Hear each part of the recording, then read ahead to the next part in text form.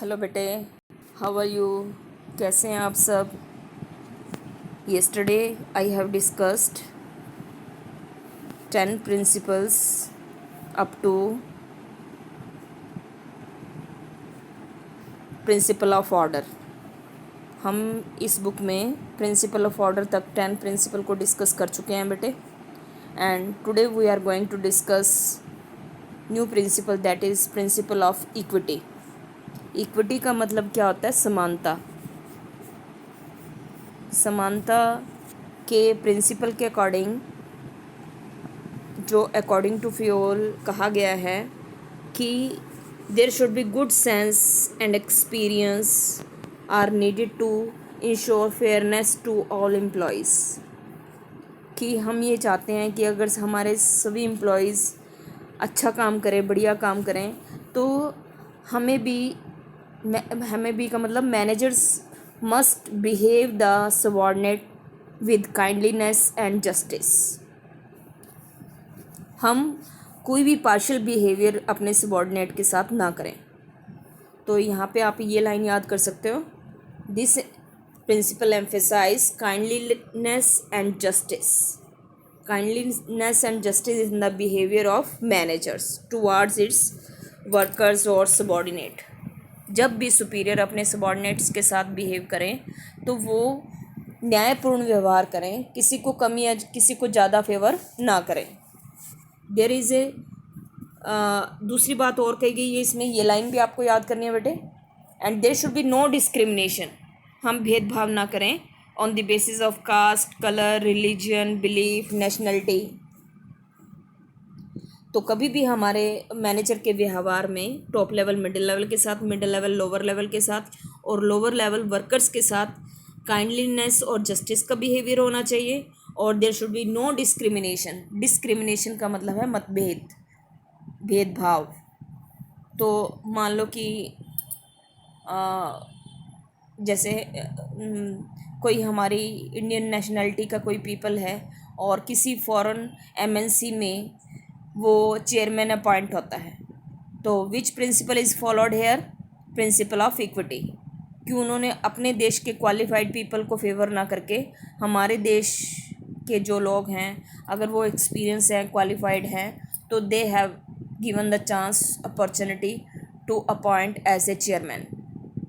अगर वो भेदभाव करके अपने ही देश के लोगों को, अपनी ही नेशनलिटी और अपने ही रेजिडेंट को हाई लेवल पोस्ट के लिए प्रेफर करेंगे, तो ये प्रिंसिपल कौन सा वायलेट हो जाएगा? Principal of equity. तो कोई भी धर्म, जाति के आधार पर, लैंग्वेज के आधार पर, किसी जाति रिलीजन के बेस पे, धर्म के बेस पे कोई भी मतभेद नहीं होना चाहिए। और there should be kindliness and justice in the behaviour of managers towards its subordinate. तो क्या है, इससे क्या होएगा बेटे? तो आपके जो सबॉर्डिनेट हैं वो सुपीरियर का रिस्पेक्ट करेंगे और there will be no clashes, no strike, no lockout, and there will be brotherhood, cordial relation between the workers and managers. तो गुड कोऑर्डिनेशन, कोऑपरेशन के जो प्रिंसिपल है, हम इसको फॉलो कर सकते हैं। फॉर एग्ज़ाम्पल देखो, आप इसमें एक सुपीरियर है, आदमी को वेतन ज़्यादा दे और फीमेल को वेतन कम दे। मान लो मेल के लिए उन्होंने 5,000 दिए और फीमेल को उसने 4,000 दिए सेम काम के लिए, तो विच प्रिंसिपल इज़ वायलेटिंग? क्योंकि उन्होंने ऑन द बेसिस ऑफ मतलब मेल और फीमेल में डिफरेंस किया है, तो ये कौन से प्रिंसिपल का वायलेशन हो जाएगा? Principal of equity. ओके बेटे, now see the next principle. Next principle में क्या था, आगे देखें। Stability of personal. Stability of personal का मतलब है कर्मचारियों का स्थायित्व। मतलब एक पोस्ट रैंक पे जब हम एम्प्लॉयज़ को अपॉइंट कर लेते हैं, तो there should be no frequent change of job position. उनकी पोस्ट में, पोजीशन में कम से कम बदलाव होना चाहिए, थोड़े इंटरवल में नहीं होना चाहिए। ले फ्योल, आप ये लाइन भी याद कर सकते हो। According to Fayol, labour turnover ratio, labour turnover ratio का मतलब होता है कि लगातार कर्मचारी बदलते रहते हैं, उनका पोस्ट रैंक पोजीशन चेंज होती रहती है, पुराने कर्मचारी छोड़ छोड़ के ऑर्गेनाइजेशन में जा रहे हैं, नए आ रहे हैं, तो विच प्रिंसिपल इज़ वायलेटेड, कि उस ऑर्गेनाइजेशन में स्टेबिलिटी ऑफ पर्सनल नहीं है। तो अगर कर्मचारी बदलते रहेंगे, उनको हमें काम समझाना पड़ेगा, नए वर्किंग एनवायरनमेंट में काम करने में, एडजस्ट करने में वो टाइम लेंगे, तो इन बिटवीन हमारी प्रोडक्टिविटी रिड्यूस हो सकती है। ठीक है बेटे, और हम कुछ गुड एम्प्लॉयज़ को खो सकते हैं। अगर अच्छे एम्प्लॉयज़ छोड़ के ऑर्गेनाइजेशन को चले जाएंगे तो इससे क्वालिटी का, प्रोडक्टिविटी का लॉस हो सकता है। तो एनी एडहॉकिज्म, एडहॉक का मतलब है परमानेंट ना होना, will create instability in the organisation, और इससे क्या है, कर्मचारियों में डर बना रहेगा, वो कभी भी अच्छे काम के लिए आगे नहीं आएंगे, और बार बार हमें रिक्रूटमेंट, सिलेक्शन और ट्रेनिंग पे खर्चा करना पड़ेगा। तो these are the various drawback for if there is a regular change of post and position of employees. According to FIOL, there should be minimum labor turnover ratio. कर्मचारियों का बदलाव, change of job position जल्दी जल्दी नहीं होना चाहिए। तो sufficient time should be given to employees to show their performance. तो आप इसमें ये लाइन याद कर सकते हैं बेटे, तो आप पूरा पढ़ोगे तो समझ में आएगा। तो यहाँ पे कर्मचारियों को हमें बार बार नहीं बदलना चाहिए, इसका मतलब यही है। आगे देखें, principle of initiative. Principle of initiative का मतलब होता है कि अपनी नई योजना को, अपनी नई क्रिएटिविटी के साथ नई योजनाएं, और कोई आपके क्रिएटिव सजेशन है वो आपके मैनेजर सुने, आपके सुपीरियर सुने और माने, और मानने से अगर उनको कोई प्रॉफिट हो रहा है, कंपनी को बेनिफिट हो रहा है, तो sufficient reward should be given by the manager to the subordinate. तो इनिशिएटिव का मतलब है कि हर एक मैनेजर की ये ड्यूटी है, रिस्पॉन्सिबिलिटी है कि वो अपने सबॉर्डिनेट को सजेशन देने के लिए मोटिवेट करें। Employee suggestion scheme must be, employee suggestion system should be there in the organisation, means everyone given the chance to think out and execute the plan, and with the following the new suggestion or new plan by the employees, if company is getting benefit, then sufficient reward should be given to the employees. okay बेटे, तो this is principle of initiative. तो तीनों को दोबारा फिर revise कर रही हूँ। इक्विटी में मैंने आपको बताया जस्टिस और काइंडलीनेस होना चाहिए बिहेवियर में, and there should be no partiality, no favouritism on the basis of caste, colour और रिलीजन। धर्म, जाति और रंग के भेद पे हमें भेदभाव नहीं करना चाहिए। और प्रिंसिपल ऑफ स्टेबिलिटी में मैंने आपको बताया है कि कम से कम पद बदली होना चाहिए, बार बार जो पोजीशन हैं, ट्रांसफ़र हैं, वो नहीं होनी चाहिए। सफिशेंट टाइम के बाद, मान लो 3 साल के बाद होता है, 5 साल के बाद होता है, ये ज़रूरी है, लेकिन 6 महीने में, 2 महीने में अगर ट्रांसफ़र हो जाए, चेंज ऑफ जॉब पोजीशन हो जाए, तो it will be very costly for the organisation. तो कॉस्ट को मिनिमाइज़ करने के लिए, क्वालिटी और प्रोडक्टिविटी को इम्प्रूव करने के लिए there should be minimum labour turnover ratio. और इनिशिएटिव में मैंने आपको बताया है कि हर एक मैनेजर को अपने सबॉर्डिनेट को नई प्लान्स डेवलप करने के लिए, कैरी आउट करने के लिए, इम्प्रूवमेंट के लिए उनको मोटिवेट करे, कि उनके जो कर्मचारी हैं नई योजनाओं के साथ आ गए हैं और नए नए सुझाव दें। अगर उससे क्वालिटी और क्वांटिटी इम्प्रूव होती है तो they must be rewarded. Last and very important, spirit de corps. Spirit de corps means there should be, simply इस वर्ड का मीनिंग, ये बेटे फ्रेंच वर्ड है, और इस वर्ड का meaning unity of, union is strength. आपने पढ़ा होगा कि एकता में शक्ति होती है। एकता किस में चाहिए? मैनेजमेंट में और वर्कर्स में, कि मैनेजमेंट और वर्कर्स के बीच में लड़ाई नहीं होनी चाहिए, और there should be unity and harmony, दोनों एक दूसरे की केयर करें। एम्प्लॉयज़ मैनेजमेंट का रिस्पेक्ट करें, और मैनेजमेंट उनको सफिशेंट सैलरी और part of profit should be given when company is realising the objective. अगर कंपनी के अचीव हो रहे हैं और कंपनी को बेनिफिट हो रहा है तो उस केस में जो